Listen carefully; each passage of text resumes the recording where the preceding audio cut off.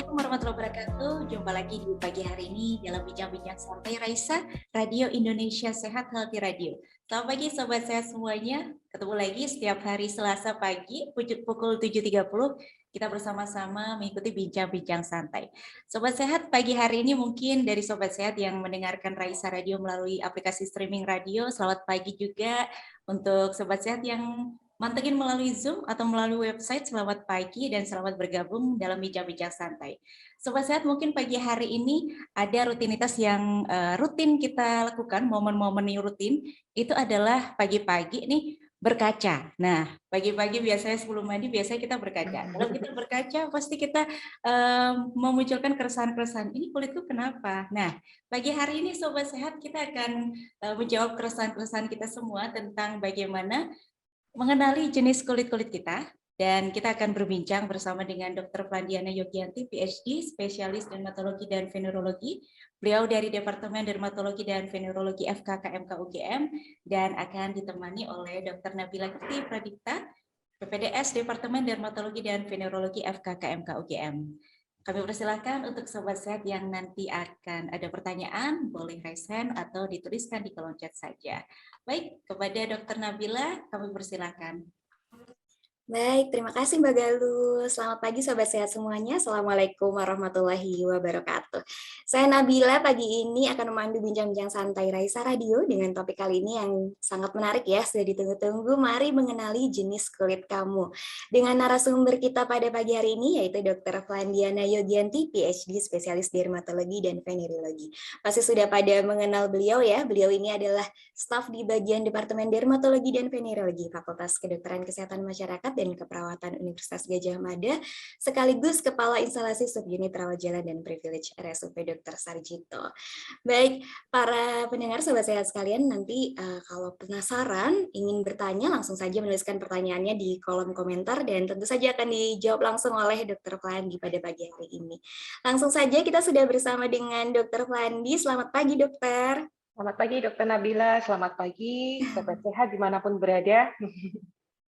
Kembali lagi ya dokter di episode kali ini. Iya, duet lagi kita ini. Duet lagi, waktu itu kita membahas tentang skincare. Ternyata ada episode selanjutnya nih dokter. Ini juga nggak kalah kok ya kayaknya ya, Raisa Radio ngundang kita ya.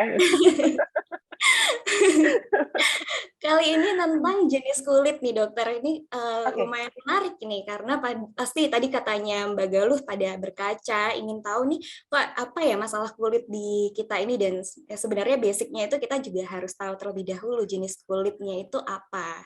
Nah, langsung saja mungkin ya dokter, kita akan bincang-bincang santai tentang jenis kulit. Sebenarnya nih dokter, jenis kulit itu apa saja sih dok? Jadi kalau jenis kulit itu kan sebetulnya secara sederhana ya, mungkin awam menyebut kadang kulit yang kering biasanya, atau kemudian ada kulit yang berminyak. Nah, terus juga ada yang dua-duanya, jadi disebut sebagai kulit yang kombinasi. Jadi kadang ngerasa ada kalanya berminyak, tapi kok juga sering kulitnya seperti agak bersisik, kering seperti itu. Nah, kemudian ada juga yang istilahnya kulit sensitif. Nah, ini kulit sensitif itu kadang sering kita jumpai ya, atau mungkin saya jumpai biasanya kalau saya dalam praktek sebagai dokter spesialis kulit dan kelamin gitu, dok kayaknya kulit saya sensitif deh. Itu sering pasien kadang mengeluhkan gitu. Kadang suka saya bercandain, sensitifnya gimana? Kalau dikitik-kitik lebih geli atau gimana gitu, lebih terhadap geli atau gimana? Nah, sebetulnya kulit sensitif itu sendiri pun ada beberapa jenis. Jadi yang pertama adalah yang mungkin dia lebih mudah untuk berjerawat, lebih mudah untuk terpicu menjadi suatu jerawat, atau yang tipe yang rosacea, kita pakai sedikit istilah kedokteran ya, atau dia mudah memerah. Jadi memerahnya biasanya juga karena suatu pemicu-pemicu tertentu, bisa karena suhu, bisa karena makanan yang panas, yang pedas. Jadi mungkin kalau dokter Nabila sekarang kulitnya pipinya memerah ya, itu karena blush on, gitu kan? Itu bukan. Nah, itu bukan karena malu, bukan karena apa-apa, atau blushing gitu biasanya. Nah, itu ada juga yang tipe sensitif yang seperti itu. Kemudian yang kadang gampang celkit-celkit. Jadi kok nggak ada apa-apa, rasanya seperti ada yang menyengat, seperti tingling, sensasi yang kayak celkit gitu ya, sering yang dikeluhkan biasanya, atau terbakar. Nah, kemudian juga ada yang tipe yang mudah alergi. Nah, Nah, itu masuk dalam grup yang kulit yang sensitif. Nah, biasanya gampang gatal, gampang merah, gampang lupas kalau pakai produk-produk tertentu gitu. Itu mungkin secara sederhananya seperti itu. Kalau yang kulit kering ya keluhannya sering kok kayak kulitnya kayak ketarik, kencang gitu, atau bahkan kadang lebih kayak kusam atau ada apa ya biasanya ya kayak lupas dikit-dikit kayak Hmm, gitu. Jadi Kalau yang ada kulit banyak. berminyak, betul. Hmm, Kalau kulit berminyak ya sederhananya biasanya, aduh kok apa ya berminyak sekali. Kadang ada yang memakai seperti tisu yang untuk menyerap minyaknya juga kan yang kayak kertas minyak itu. Iya. Mungkin simpelnya seperti itu. Jadi nggak cuman kering, nggak cuman berminyak ya dok, ternyata ada jenis kulit lainnya. Dan tadi kalau berkaca kita bisa bedain ya dok, berarti ya maksudnya apa sih Iya. jenis kulit Jadi kita. memang kalau yang kulit kering itu cenderung warnanya juga agak-agak apa ya, tidak apa ya, kalau lebih kayak pucat, putih gitu karena memang lebih kering kan teksturnya kasar gitu. Terus ya tadi yang sudah saya jelaskan rasa kencang. Nah, kalau kulit kombinasi ya biasanya berminyak.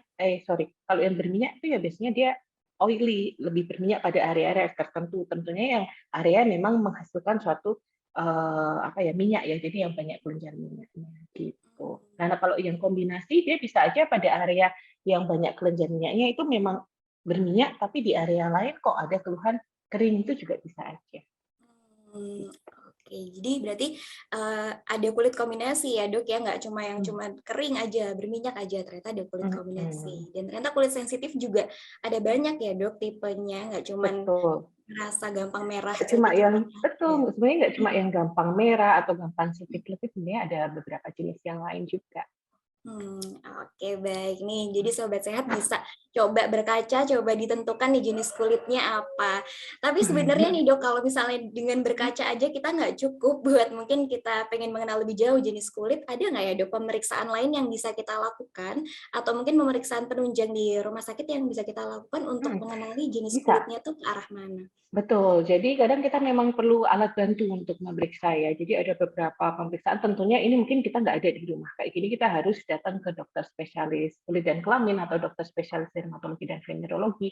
Jadi untuk memeriksa gimana sih apa ya istilahnya produksi dari kelenjar minyak kita, bisa dengan pemeriksaan sebum ya, menggunakan alat seperti sebumeter, atau kalau kulitnya terasa kering, kita bisa melihat apakah memang ada suatu peningkatan dari transepidermal water loss atau yang sederhananya seperti air. Jadi kulit kita pun bisa dehidrasi ya. Jadi kalau ada air yang menguap terlalu banyak gitu, nah itu harus dicek juga transepidermal water loss-nya itu juga ada alatnya. Jadi yang seperti termometer, kemudian juga gorometer bisa digunakan. Jadi ada beberapa apa ya istilahnya alat penunjang yang bisa kita pakai. Tapi di samping itu kadang juga ada yang pemeriksaan menggunakan seperti kaca pembesar gitu yang itu tentunya merupakan keahlian seorang dokter spesialis dermatologi dan venerologi ya atau dokter spesialis kulit dan kelamin itu kita juga bisa menilai oh area ini memang kulit ini jenisnya seperti apa gitu dokter Nabila. Simpelnya gitu ya. Jadi Jadi kita kadang bisa bercermin pun nggak cukup, apalagi kalau selfie-nya kamera jahat pula ya. kamera baik dong dok, pakai filter. Oh, gitu ya. Iya baik, jadi bisa periksa ke dokter juga buat tahu Bisa. sebenarnya jenis kulitnya itu ke arah lebih ke arah yang mana. Nah Iya. dok, ini kalau tadi kita bahas jenis kulit, sebenarnya Oke. nggak jauh-jauh kita singgung juga tentang warna kulit. Mungkin sekarang ada tren yang pengen tan, ada tren yang pengen putih. Nah sebenarnya jenis kulit itu warna kulit itu apa saja ya dok? Apakah hanya tan dan putih saja? Atau gimana kita cara membedakannya juga? Oke, jadi sebetulnya kita bisa membedakan beberapa fototipe untuk kulit berdasarkan warnanya itu berdasarkan ada yang disebut sebagai Fitzpatrick type ya. Jadi itu seperti kakeknya, gurunya, suhunya di kulit ya. Dulu dia membagi kulit itu menjadi beberapa fototipe, ada 6. Nah, ada yang dari 1, 2, 3, 4, 5, 6. 1 itu paling cerah, kemudian 6 itu yang paling gelap. Nah, kalau yang 1 ciri khasnya biasanya dimiliki oleh teman-teman kita yang orang Caucasian ya. Itu ciri khasnya dia memang putih pucat gitu. Nah, dia cenderung kalau terpapar sinar matahari, dia akan mudah sekali untuk terbakar. Tidak pernah tanning, tidak pernah menghitam. Coba kalau Dokter Nabila atau saya berjemur, kita ke pantai, itu apa yang terjadi? Apakah merah? terbakar enggak, karena kita bukan tipe 1. Kita akan justru menjadi kulitnya kok gelap ya, aduh gimana dong gitu kan. Iya. Nah, itu tan easily ya. Nanti saya jelaskan yang di tipe berikutnya. Nah, kalau yang tipe 1 itu tanpa badiku, kalau kena sinar matahari tanpa menggunakan sunscreen yang ada kuat kayak gitu dia akan terbakar. Bisa melepuh, bisa sampai memerah gitu ya. Cukup berat. Kadang harus menggunakan obat-obat tertentu untuk meredakan masalahnya. Nah, kalau yang tipe 2 masih juga yang tipe yang putih ya biasanya itu mulai dia bisa terbakar juga kalau terpapar sinar matahari, tapi kemudian dia bisa menggelap, dia bisa tanning. Gitu. Jadi dia udah agak tidak sepucat yang tipe 1. Kalau yang tipe ketiga itu terkadang dia bisa terbakar, bisa juga tanning tanpa sebelumnya ada terbakar kulitnya. Jadi nggak ada lepuh, nggak ada memerah, tahu-tahu dia bisa terbakar. Nah, kalau yang tipe 3 ini biasanya banyak yang di Asia Timur. Jadi teman-teman kita yang di daerah yang di Korea atau di Jepang, di daerah-daerah yang di Cina itu antara yang tipe 3 biasanya atau tipe 2 juga ada. Nah, di Indonesia itu sebenarnya kita kan betul Bhinneka Tunggal Ika ya, ada bermacam-macam. Jadi ada yang dari tipe 3 biasanya range-nya tipe 3, 4, 5, bahkan mungkin kalau 6 itu biasanya yang teman-teman kita yang di Afrika seperti itu yang memang hitamnya gelap ya. Nah, kalau kita antara 3, 4, 5 biasanya tergantung dari ras masing-masing. Nah, tadi yang 3 udah saya jelaskan. Kalau yang keempat itu biasanya 4 itu seperti saya gini 4 sebetulnya. Saya bukan 3. Ya 3,5 mungkin. Nego ya dok. Nego pastinya. Nah itu biasanya tidak terbakar kalau terpapar sinar matahari ya dia gampang untuk menjadi gelap. Nah itu warna-warna kulit antara putih sampai yang seperti agak coklat terang atau kuning langsat mungkin ya kalau bahasa kita. Nah kelima itu biasanya dia sudah jarang sekali terbakarnya, melepuh sampai membentuk gula atau memerah itu yang ciri khas untuk yang sunburn gitu. Tapi dia mudah sekali menjadi hitam. Nah itu yang kulitnya tipe coklat ya biasanya, coklat. Kemudian sawo matang tuh masuk mana ya? Saya juga bingung kadang-kadang.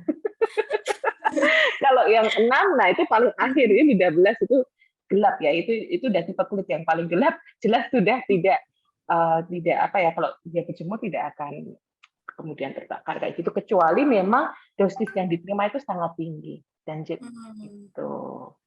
Ya, jadi ini mungkin ilmu baru sebenarnya ya buat saya sobat sehat. Jadi kalau ditanya mungkin jangan warna kulitnya apa, putih enggak. Sekarang pakai tipe ya. Saya tipe 3, Cepat tipe banget 4. mikirnya. Minta diskon lagi. Tapi intinya jadi pembagian tipe-tipe itu kita memang sudah terlahir dengan menggunakan sudah memiliki saya tipe kulit yang berapa gitu. Nah, sebaiknya memang kalau yang tipe kulit yang satu kayak gitu ya jangan tanning, itu sama aja memberikan masalah kan. Nah, sebaliknya kalau kita di Asia gitu kan kadang selalu identik cantik sama dengan putih padahal kan enggak ya. Semua orang tuh cantik gitu loh. Ya enggak semua orang cantik, kalau cowok semua orang cakep gitulah ya. Nah, tapi kita semua sudah dikaruniai dengan kulit dengan itu sudah disesuaikan dengan di mana kita tinggal gitu loh. Kebayang nggak kalau seumpama dulu itu diciptakan manusia dengan skin fototipe 1 di Indonesia, kayak yang terjadi. Kita dengan sinar matahari yang sangat kaya ya setiap harinya gitu. Tentunya akan jadi masalah gitu. Mungkin jadi kulitnya terbakar, mudah terkena kanker kulit dan lain-lain. Sehingga memang sudah pas kita memiliki kulit yang memang nggak putih gitu loh. Jadi we have to be proud. Cantik itu nggak harus selalu putih gitu loh. Kita dengan inner beauty itu lebih penting. Yes, inner handsome juga lebih penting ya. Ini soalnya ada penonton yang laki-laki juga nanti kalau dibilang semuanya cantik gitu kan gimana gitu. Iya betul. Jadi cantik nggak harus putih dan kita sudah cantik dan ganteng itu nggak harus putih gitu. Itu kita harus mengubah paradigma itu. Kadang sering yang jadi masalah itu ketika kita mencoba merubah dari yang gelap mau kita putihkan atau sebaliknya dari putih mau digelapkan. Itu justru kadang menimbulkan masalah-masalah. Memang kadang rumput tetangga itu selalu lebih hijau gitu ya. Makanya ditanamin bunga biar warna-warni nggak cuma tetangga doang yang lebih hijau.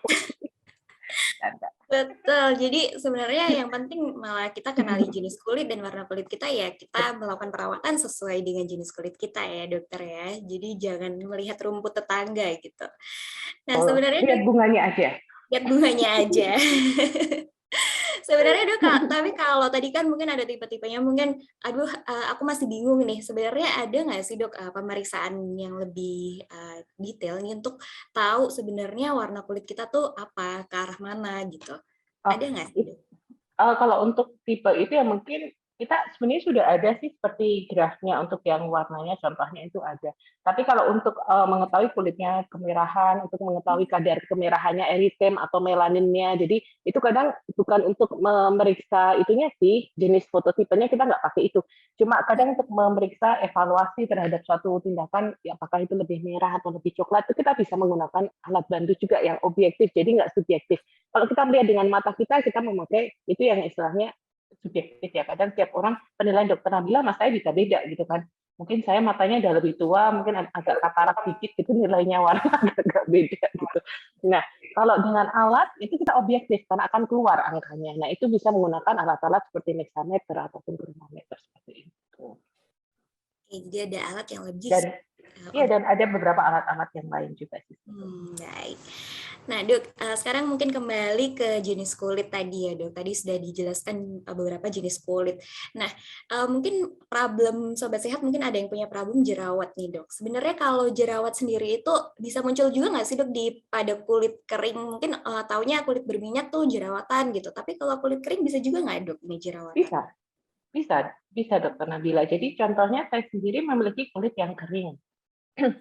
Jadi mungkin ini kelihatan glowing karena saya memakai suatu moisturizer yang tepat. Nanti mungkin kita bahas sedikit aja ya. Tapi saya bukan tipe kulit yang berminyak, tapi saya bisa berjerawat juga. Nah, karena penyebabnya itu bermacam-macam, nggak melulu itu karena kulit yang berminyak itu. Ternyata ada hal-hal tertentu seperti trauma pada kulit yang bisa karena gesekan rambut ataupun dari kain ya, mungkin yang sekarang juga yang sering kan karena masker, kita penggunaan masker itu juga bisa menimbulkan suatu jerawat juga karena ada proses yang clogging dan lain-lainnya. Nah, penyebab jerawat sendiri itu kan bermacam-macam ya. Ya ada multifaktorial juga. Nah, bisa karena peradangan, bisa karena suatu proses keratinisasi, gangguan pada proses keratinisasinya, atau juga bisa ada karena masalah suatu koloni bakteri yang lebih banyak, yaitu yang biasanya sering salah kami sampai Agnes gitu ya. Nah, peningkatan produksi sebum itu memang bisa terjadi pada beberapa kasus, tapi itu bukan poin jelas pasti yang utamanya gitu. Jadi memang banyak faktor. Oke, berarti kulit kering pun juga bisa ya, dok, berjerawat. Nah, Jadi, kulit kalau mungkin dipikir-pikir kayak saya udah bukan remaja lagi kan, udah bukan fase yang masih puber gitu. Tapi dulu waktu remaja saya tidak berjerawat. Justru sekarang ketika usianya sudah bukan remaja lagi gitu kan, walaupun jiwa saya selalu remaja sih, itu ternyata Mbak Galo ketawa.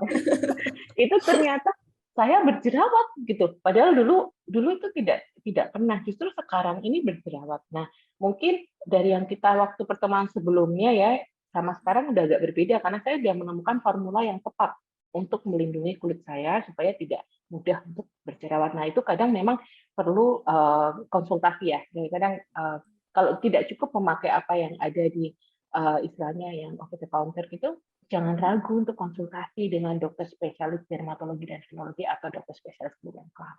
Gitu. Iya, baik. Berarti nggak usah tunggu masalah ya, dok. Konsultasi pun juga diperbolehkan ke dokter. Kan masalah hidup udah banyak, jangan ditambah lagi dengan masalah. Betul sekali, dokter.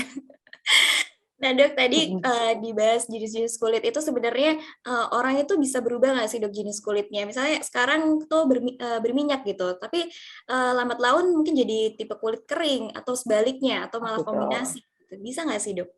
Kayak hati bisa berubah gitu ya. Iya, betul, membolak-balikan hati. Ya, jadi sebenarnya bukan terus kulit itu berubah berubah drastis gitu terus dia berubah itu sih enggak.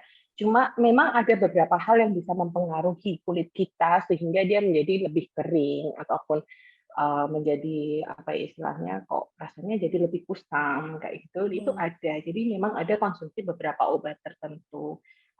yang justru juga membuat lebih sensitif terhadap sinar matahari karena memang ada beberapa obat yang memiliki sifat photosensitizer sehingga kadang pada waktu mengkonsumsi obat tertentu kita kadang disarankan oleh dokter jangan lupa ya pakai sunscreen, jangan lupa untuk mungkin menghindari yang aktivitas outdoor yang terlalu eksesif itu tolong dihindari, itu memang ada. Nah, ada juga obat-obat yang memang dia mengkontrol untuk produksi dari si sebumnya itu juga ada. Jadi rasanya kalau dulu itu lebih berminyak, lebih mungkin ada masalah-masalah kulit yang karena produksi sebum yang terlalu berlebihan itu dengan pengobatan itu lebih terkontrol, jadi merasa tidak seberat yang dulu itu juga. Oke, baik. Terima kasih dokter. Jadi kita tahu banget nih jenis kulit. Terima kasih banyak dokter. Nah ini mungkin pertanyaan selanjutnya dokter. Sebenarnya tadi kan disebutkan kulit kering, kulit berminyak. Ada nggak sih dok faktor-faktor yang menyebabkan kulit seseorang itu jadi lebih kering gitu? Tadi mungkin sempat sedikit juga.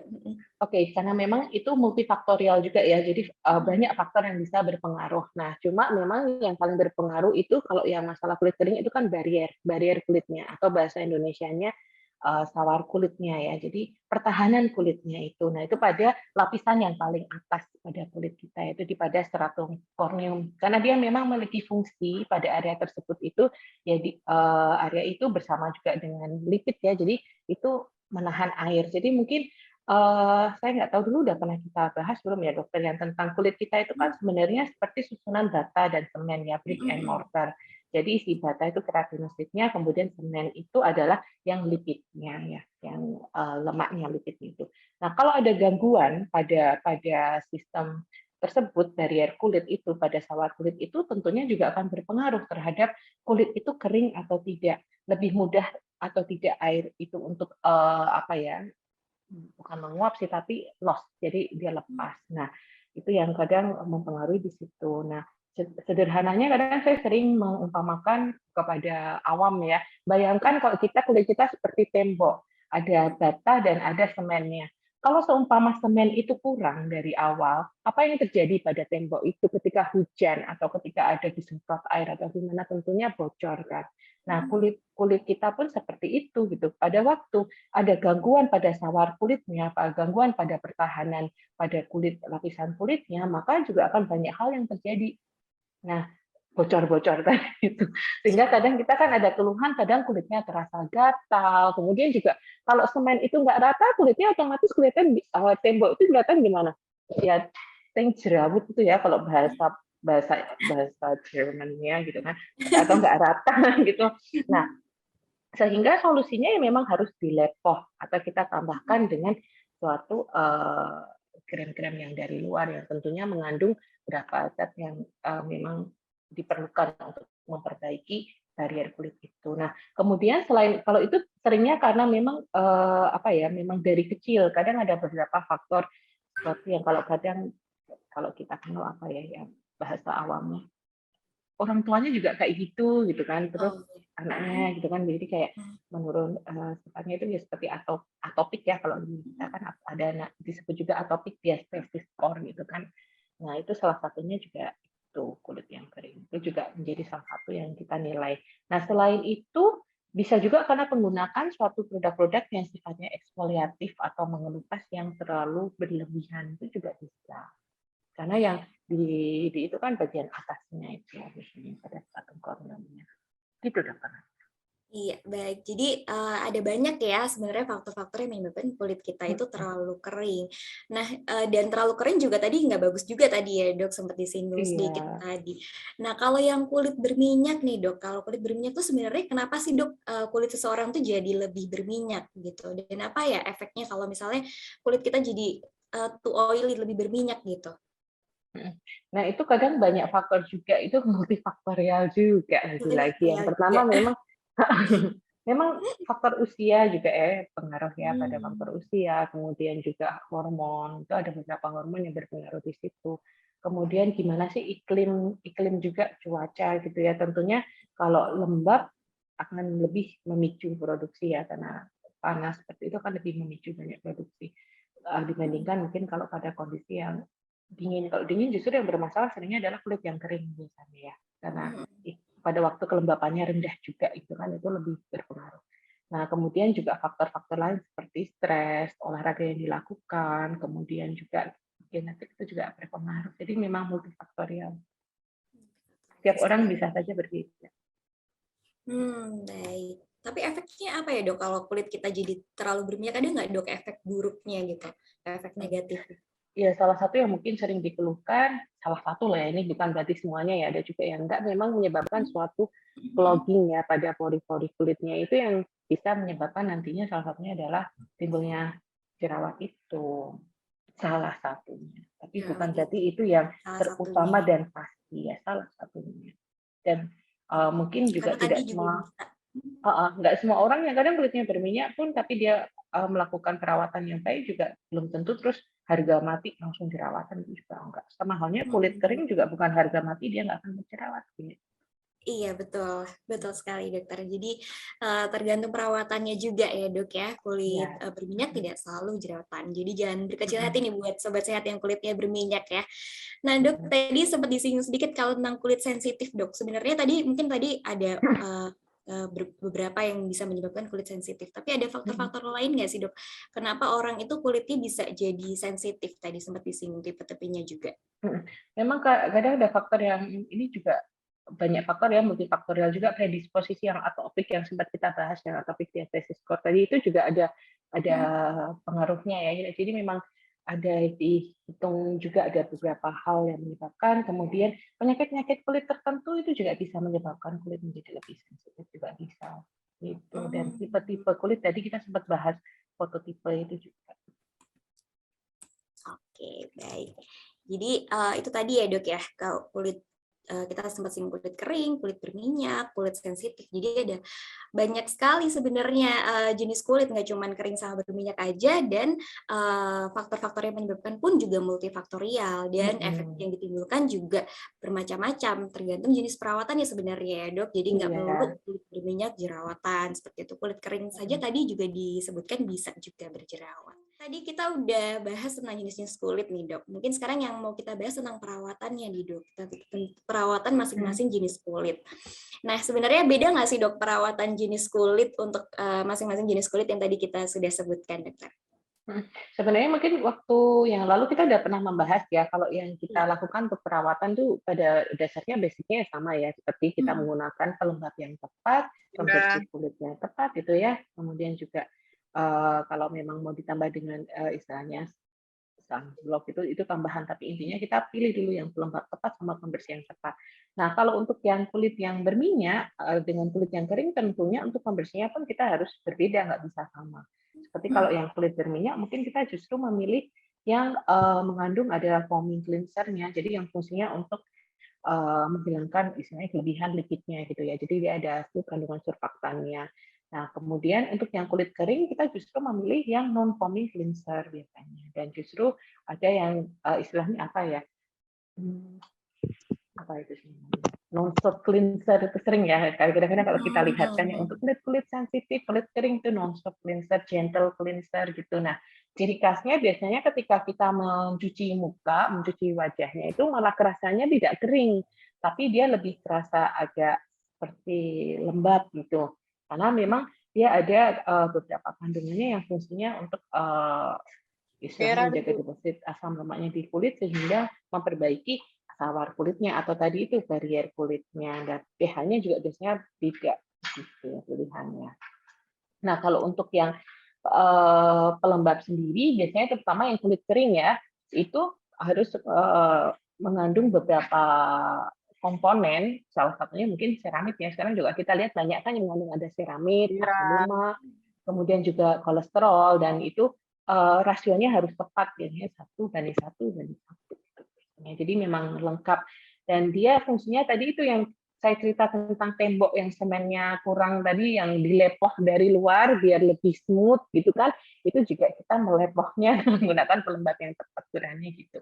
Nah kalau nanti kulitnya itu sudah menggunakan pelembab yang tepat, kulit kering itu nanti biasanya juga permukaannya menjadi lebih baik, dia memantulkan sinar lebih baik sehingga kesannya lebih glowing gitu. Nah itu mungkin contoh-contoh mudah yang bisa dilihat itu kulit saya. Sebenarnya kulit saya itu kering gitu kan. Kering banget. Jadi sering bersisik kayak itu juga iya kalau saya tidak memakai sabun yang tepat, tidak memakai pelembab yang tepat.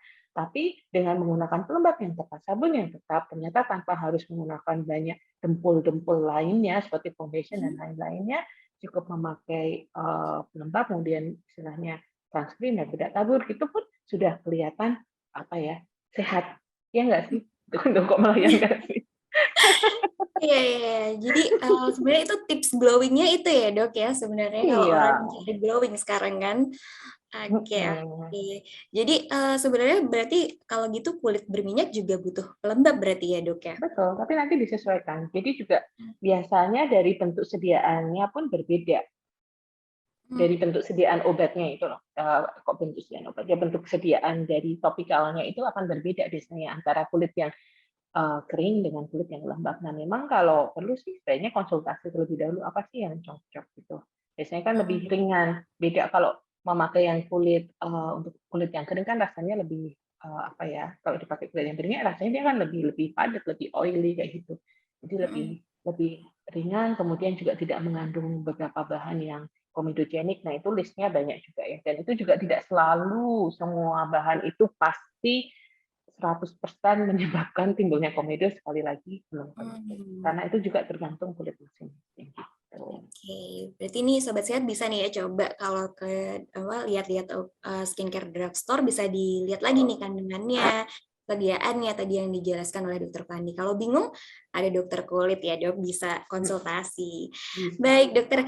Nah kalau untuk kulit yang berminyak sendiri dokter ini tadi kan disinggung kalau bisa yang seperti apa tadi bahannya beda dengan yang kulit kering. Terus ada nggak dok produk-produk atau mungkin jenis skincare yang atau perawatan yang sebaiknya nggak kita lakukan untuk tipikal kulit yang berminyak? Jadi memang mungkin yang sebaiknya dihindari ya memang yang mengandung konsistensinya mengandung seperti minyak gitu ya, atau yang tadi yang saya sebut rasanya pelembab krim yang berat karena lembabnya, dia memang sangat lembab. Jadi lebih baik memilih yang pelembab yang mengandung humektan seperti asam hyaluronat ataupun juga yang analog sulfat seperti itu bisa dicoba. Tapi nanti itu sekali lagi ya tergantung kulit masing-masing. Kadang memang harus trial and error sampai nemuin yang paling tepat gitu. Jadi jangan ragu untuk konsultasi gitu. Karena kalau pemilihan pelembab yang kurang tepat juga ciri khasnya justru mungkin pada kulit yang berjerawat dia bisa saja menjadi lebih banyak jerawatnya, lebih banyak muncul atau lebih banyak berminyak kayak gitu. Sebaliknya kulit yang kering, tadi kalau mungkin kita balik lagi kulit yang kering, kalau kita pemakaiannya tidak tepat untuk yang pelembab atau sabun wajah terutama ya, ciri khasnya kulitnya akan terasa kencang, kering, ketat kayak gitu. Nah, itu udah tanda-tanda sebetulnya bahwa apa yang dipakai itu tidak sesuai, tidak cocok gitu.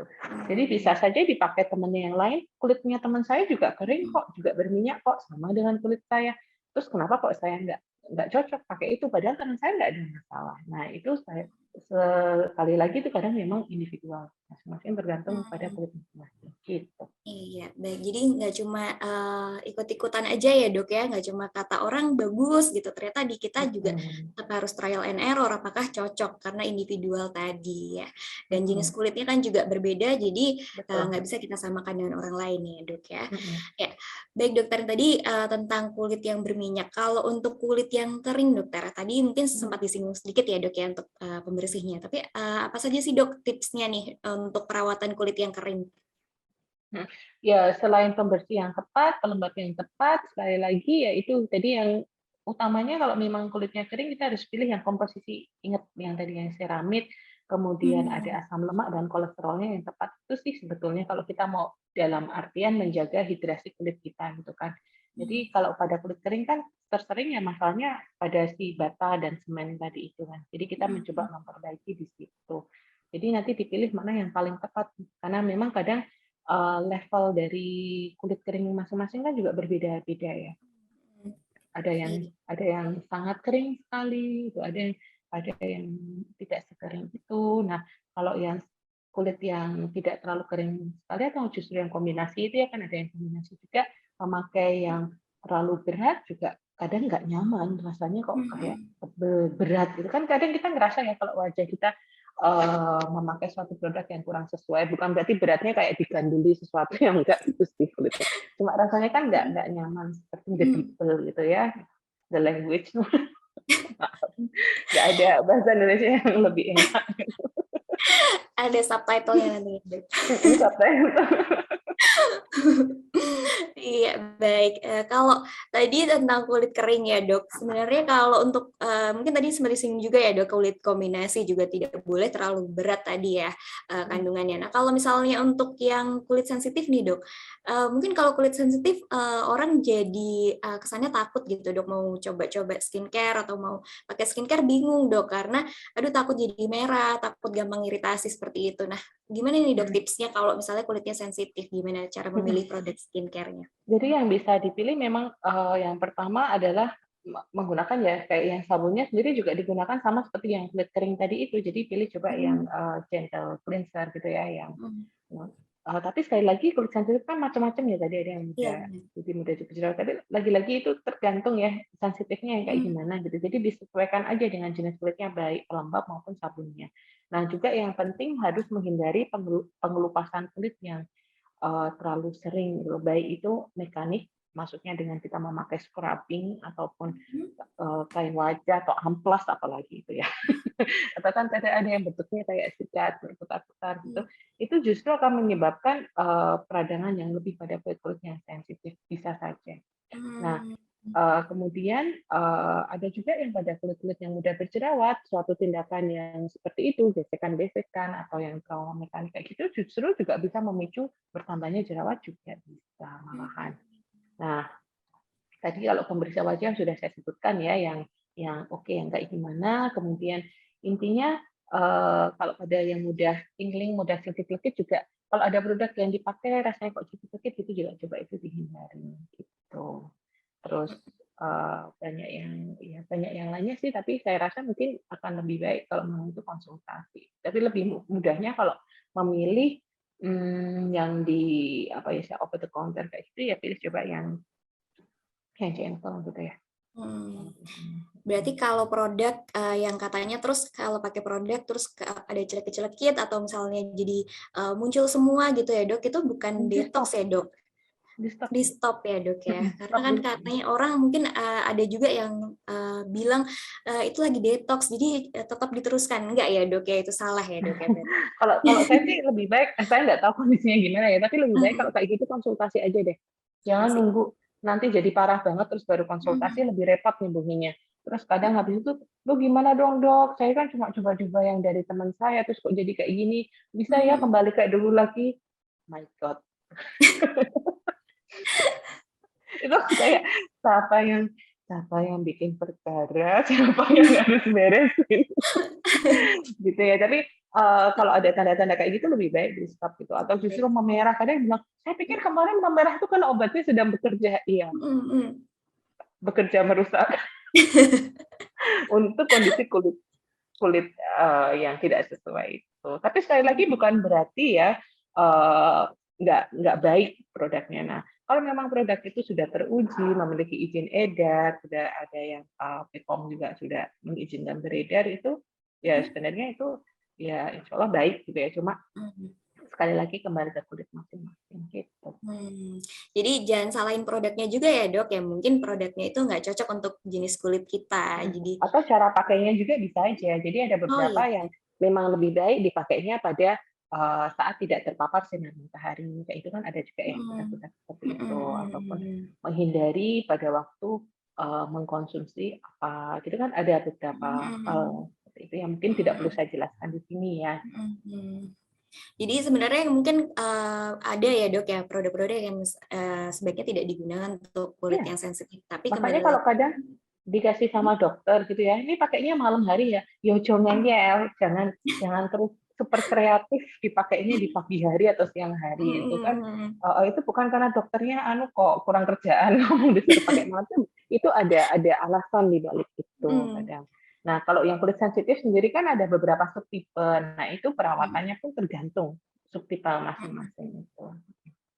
Oke, jadi bukan karena ngirit juga ya, Dok ya, dipakainya malam hari aja gitu, bukan ya, Dok? Emang ada alasannya gitu ya?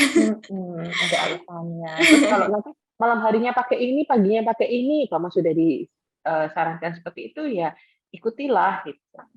Kalau ada masalah silahkan kembali lagi. Jangan terus dibalik, aduh kayaknya nggak cocok deh, kayaknya saya switch yang malam pindah ke sini itu jangan ya.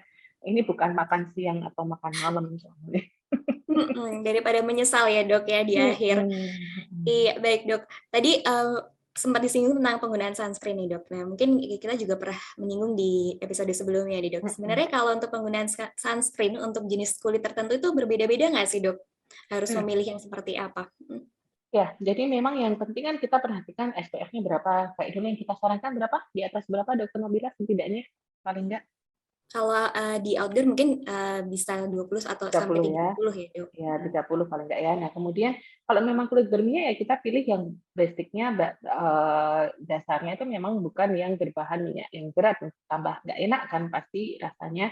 Nah, kemudian juga kalau untuk kan ada yang tipe sunscreen sendiri, ada yang tipe fisikal, ada yang tipe kimia gitu ya. Itu tergantung dari kandungan zat aktifnya yang ada pada sunscreen tersebut. Nah, memang bukan berarti kalau semua yang chemical itu lebih menyebabkan alergi atau apa, enggak. Cuma memang pada beberapa orang itu bisa menyebabkan suatu dermatitis kontak alergi itu juga bisa gitu kan. Jadi kalau memang ada alergi ya silakan diganti dengan jenis yang lain. Nah, kadang disarankan coba kalau memang pada yang chemical, yang tipe chemical itu justru menyebabkan suatu peradangan kulit, coba diganti dengan yang fisikal. Nah, cuma memang kalau yang fisikal itu kadang yang agak tidak nyamannya itu karena memang dia fungsinya kan seperti payung, jadi menyebabkan kadang kulitnya terasa apa ya kayak ada beberapa bahan kayak seperti pakai topeng karena lebih putih karena dia memantulkan. Beda kalau yang kimia itu memang dia kan menyerap gitu ya cara dia bekerjanya si tabir surya itu. Nah, selain itu juga poin yang harus diperhatikan kadang kita harus reapply, harus menggunakan ulang. Jadi kalau seumpama sudah berkeringat, terkena air, mungkin karena wudhu atau karena cuci muka atau yang lain itu bisa dipakai ulang. Jadi mau pulang kerja itu boleh dipakai lagi seperti itu. Kembali lagi ke cara penggunaannya tadi ya dok ya. Nah baik dokter, mungkin ini sudah banyak pertanyaan yang masuk, kita mulai jawab satu-satu ya dok ya. Ini ada dari Sari, selamat pagi dokter. Ini izin bertanya dok, moisturizer yang tepat untuk kulit yang cenderung kering dan usianya 40 tahun ke atas nih dok, katanya agar tetap glowing, cerah dan sehat. Gimana nih dok tipsnya? Oke, selamat pagi Mbak Sari. Saya panggil Mbak aja ya karena ini seumuran saya ini. Jadi kita bisa memilih ya moisturizer yang tepat. Kalau memang kulitnya cenderung kering kayak tadi yang saya bilang, bisa dipilih yang dengan komposisi antara yang seramik, dilihat kadang ada yang produk mengandung seramiknya atau enggak gitu kan. Jadi kadang bisa dicoba-coba. Kadang kan ada tester ya kalau nggak mau konsultasi ke dokter spesialis kulit dan kelamin atau spesialis dermatologi dan venerologi bisa kan di apa sekarang saya pun seneng kalau ke mall itu biasanya coba-coba kan ada tester. Jadi kadang juga supaya saya up to date. Nanti pastiannya ngomong apa saya nggak ngerti produk itu kadang. Jadi saya seneng main ke itu belum tentu beli, biasanya saya coba. Oh ini teksturnya seperti ini, oh ini kayak gini. Nah itu kadang kita boleh mencoba. Kalau memang rasanya kulitnya masih kering, masih belum terlalu apa ya lembab, ya mungkin kita bisa mengganti dengan yang lain. Nah kadang untuk tampak glowing itu gimana ya? Itu belum tentu hanya dari skincare-nya juga, tapi dari lifestyle kita gimana? Kita cukup nggak olahraga sebetulnya? Kita cukup nggak konsumsi apa ya makanan yang sehat, yang mengandung nutrisi yang baik gitu? Karena itu juga multifaktorial. Nggak ada apa ya istilahnya kita nggak bisa 100% terus kulit kita baik kalau kita hanya memakai skincare tok, tapi lifestyle kita nggak baik gitu. Jadi coba aja paling sederhana kalau kita tidurnya kurang pasti kulit akan kusam kan? Kayak itu kan. Terus kemudian kalau kita tidak berolahraga atau kalau habis olahraga rasanya juga kulitnya lebih kelihatan apa ya lebih enak gitu kan dari dalam tubuh kita sendiri lebih enak gitu. Jadi memang banyak faktor. Nah kadang perlu juga ditambahkan dengan penggunaan beberapa apa ya istilahnya kayak krem malam tuh kadang ada beberapa kandungan ya. Kalau tidak ada masalah dengan beberapa bahan aktif tertentu itu bisa ditambahkan yang fungsinya juga untuk mengangkat kulit-kulit istilahnya apa ya kalau kulit ari yang sudah kulit mati ya karena kulit kita kan sebenarnya juga ada umurnya dia akan berganti. Nah itu bisa dipakai juga. Tapi sekali lagi ada beberapa jenis juga dan masing-masing orang itu ada cocok-cocoknya lah. Kayak saya sendiri, saya tidak bisa memakai produk-produk yang retinoid itu nggak bisa. Jadi saya, walaupun dokter kulit, saya nggak bisa. Karena memang kulit saya kering dan kulit saya sensitifnya nggak bisa. Nah, akhirnya saya mencoba untuk dengan cara yang lain. Gitu. Salah satunya dengan tetap memakai pelembab dan dengan lifestyle yang baik. Gitu. Itu rahasia kulit tanpa glowing, cerah, dan sehat, dan awet muda. Kenapa promosi ya?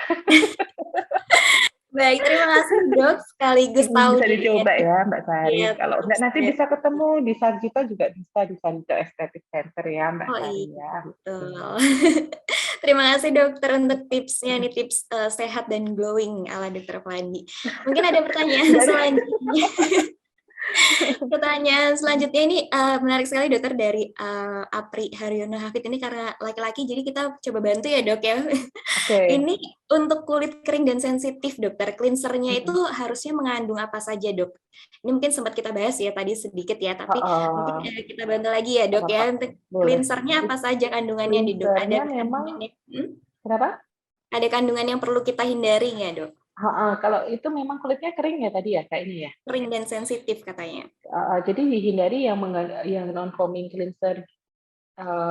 Justru yang dipilih yang non-foaming cleansernya ya. Jadi jangan terlalu yang non-stop cleanser gitu, dipilih coba yang seperti itu. Sekarang ada beberapa nama ya, ada yang gentle cleanser, bisa memilih yang itu. Biasanya dia sudah ada beberapa kandungan dan juga pH-nya sudah disesuaikan. Berbeda kalau memang yang foaming cleanser atau yang mengandung beberapa surfaktan yang fungsinya untuk menghilangkan lipid yang berlebih, itu justru nanti kalau dipakai akan menyebabkan kulitnya rasanya akan lebih kering gitu. Gitu ya. Terus baik, terima kasih ya. Ini kalau contoh merek saya nggak nyebut ya, nanti dikira pesan sponsor. Iya betul. Diselentik deh. Karena tadi kan ya dok, tergantung individu juga ya dok ya, kalau merek kita nggak bisa juga. Betul, nggak bisa juga. Kadang saya pernah juga ya, dulu ada teman sejawat yang memang kulitnya tuh sensitif ya, itu kadang kita sering bercandain gitu kan, ada produk baru, coba juga kamu gimana pakai ini gitu kan. Padahal yang lainnya pakai nggak ada masalah, dia memang bisanya hanya satu produk, itu ada juga.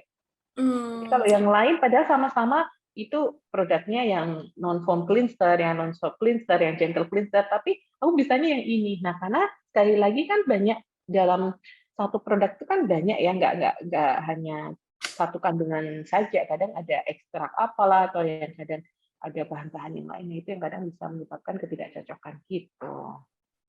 Itu ya Mas Apri ya, terima kasih ya atas pertanyaannya. Ya, semoga bermanfaat dan silakan mencoba dan ditunggu reviewnya ya dok. Ya, ini pertanyaan selanjutnya dari Nabila Arkania dokter. Izin bertanya ini sebenarnya tadi kan trial and error tadi sempat disinggung ya dok. Berapa lama kita bisa mengetahui produk tersebut cocok untuk tipe kulit kita nih dok? Nah, kalau kayak gitu ya memang nggak ada batasan waktu pastinya protokol harus berapa lama, tapi kita bisa melihat dalam 1 minggu, 2 minggu, ataupun lebih lama lagi. Itu kan biasanya gimana rasanya, enak nggak di kulitnya. Kalau memang justru tekstur kulitnya jadi lebih buruk, ya stop aja gitu. Kalau contohnya rasanya enak pakai ini, kulitnya lebih halus atau jerawatnya lebih berkurang, itu berarti Anda cocok gitu. Kalau saya sendiri biasanya suka mengevaluasi 1 minggu, setidaknya 1 minggu atau 2 minggu lah, paling nggak itu baru saya lihat. Kalau 1 hari ya jelas gimana ya, itu terlalu instan gitu kan, ini bukan Indomie gitu. Nggak instan gitu ya. Iya, Oke, terima kasih ya Mbak Nabila. Sama Dokter Nabila. Iya, sama namanya. Iya, baik dokter, terima kasih nih. Pertanyaan selanjutnya nih dok, dari Saraswati. Mungkin ini sempat kita singgung juga sebenarnya ini tentang sunscreen dokter. Tapi nggak apa-apa ya dok, kita review kembali. Ini komposisi sunscreen yang tepat untuk kulit kering dan atau berminyak, itu gimana dok memilihnya?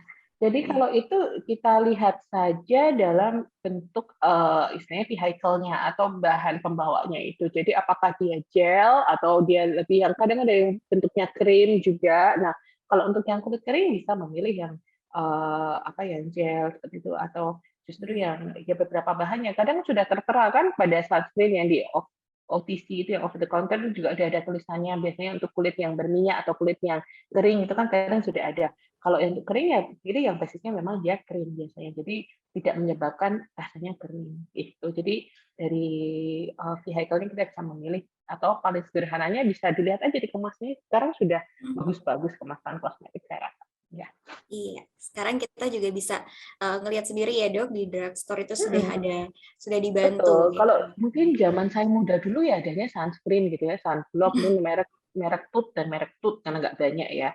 Nah, sekarang saya lihat banyak sekali dan pasti dia ada tulisannya untuk kulit ini, kulit jenis ini, dan kalau kita coba itu memang berbeda. Jadi Dokter Nabila itu salah satu tips kalau mau menjadi seorang dokter spesialis kulit kelamin atau dokter spesialis dermatologi venerologi yang baik, itu sering coba-coba, sering kalau jalan-jalan gitu ya, sering dicoba.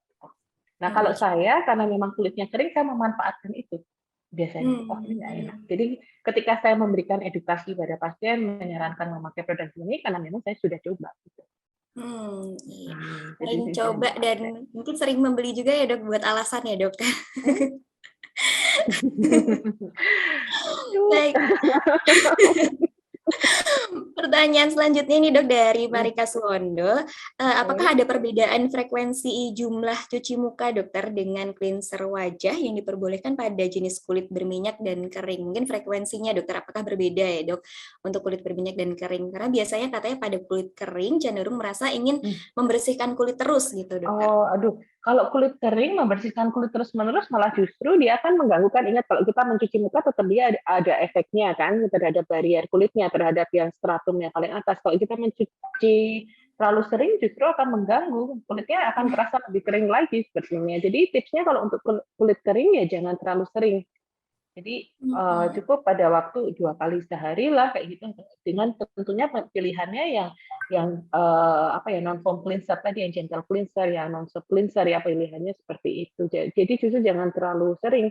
Mungkin rasanya pengen bersihkan karena kulitnya kayak kering-kering atau kadang ada bersisik kecil putih-putih tipis-tipis itu ya. Tapi justru tambah dibersihin akan tambah menjadi. Nah, kalau sebenarnya saya juga menyarankan hal yang sama kok, baik kulit yang kering maupun berminyak, untuk frekuensinya. Tapi yang berbeda itu adalah jenis dari si sabunnya itu. Oke, baik, siap dokter. Terima kasih dokter. Mungkin ini pertanyaan terakhir dokter karena waktunya sebentar lagi sudah habis. Ini dari RSUP Sarjito ini dong. Selamat pagi. Aduh.